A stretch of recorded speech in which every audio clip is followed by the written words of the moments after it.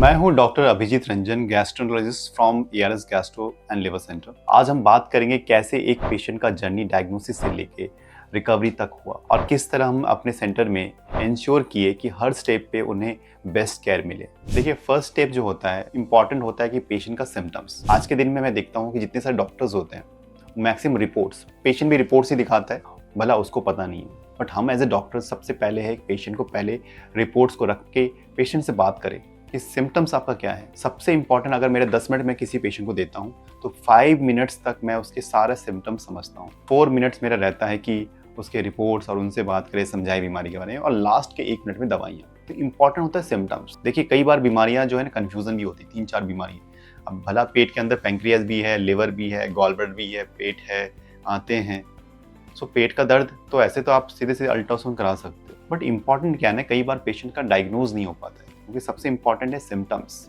तो याद रखिएगा, सिम्टम्स जानना जरूरी है। आइए मैं आपको आज गैस्ट्रोएंटरोलॉजिस्ट या डॉक्टर बनाता हूँ, पेट का डॉक्टर। जानते हैं कि कैसे कैसे पेट का प्रॉब्लम्स से आप खुद ही जान सकते हैं कि मेरे को पेट का दिक्कत है या लिवर का दिक्कत है या पैंक्रियाज का या किडनी का। जानते हैं एक एक करके। जो तो पहला जो स्टेप्स है वो सबसे इम्पॉर्टेंट है कि जो सिम्टम्स लेके पेशेंट आता है, जैसे कभी कभी गैस बनना। गैस, एसिडिटी एक तरह का पेट का बीमारी का निशान है। गैस कब बनता है? जब आपका फूड डाइजेस्ट ना हो या पेट में ऐसा कोई इन्फेक्शन जिसको कहते हैं SIBO, small intestine bacterial overgrowth, जिसमें आपका बैक्टीरिया जो है लाइक मिथेनोजेंस जो मीथेन प्रोड्यूस करता है, कार्बन डाइऑक्साइड रिलीज करती है, नाइट्रस ऑक्साइड, इस तरह का पेट में गैसेस बनाते हैं। इसलिए पेशेंट को लगता है मेरे पेट में गैस है।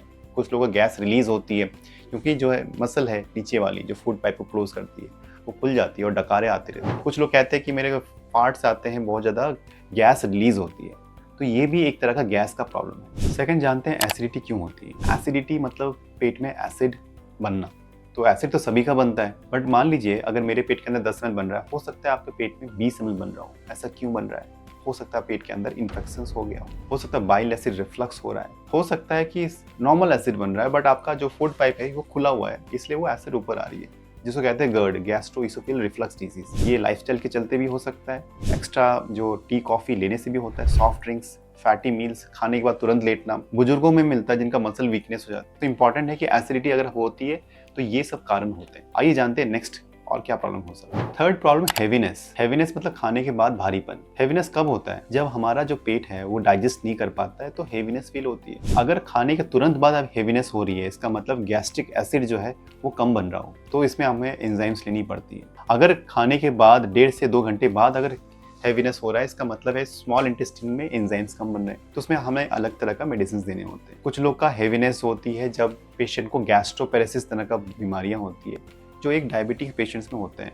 न्यूरोलॉजिकल प्रॉब्लम्स होते हैं। IBS में भी गैस्ट्रोपेरेसिस होता है। उसमें होता है कि जो पेट है ना वो मूवमेंट कम करती है, तो ऐसा लगता है खाना पेट में पड़ा हुआ है और पेशेंट को बिल्कुल बहुत खाते वक्त तो बहुत अच्छा लगता है, लेकिन खाने के बाद भारीपन सा ऐसा लगता है मन ही नहीं कर रहा है कुछ भी काम करने। तो ये सारा चीज़ जो है फूड से भी रिलेटेड हो सकती है, हो सकता है इंटरनल ऑर्गन्स में ये सब जो प्रॉब्लम्स बताए ये सब भी पॉसिबिलिटी हो सकती है। याद रखिए, पेट का सिम्टम्स को ऐसे इग्नोर ना करें। वो कहते थे ना कि जितने सारे सिम्टम्स जो बीमारियां होती है 95% disease origin from the gut. तो उस सिम्टम्स को हमेशा ध्यान रखिए। अगर आपका सिम्टम्स सच में आपको क्वालिटी ऑफ लाइफ को अफेक्ट कर रही है तो आप दिए हुए नंबर पर आप कनेक्ट कर सकते हैं हमसे, एंड हम इसको जड़ से ठीक करना चाहेंगे एंड बिल्कुल ठीक करेंगे। Thank you so much.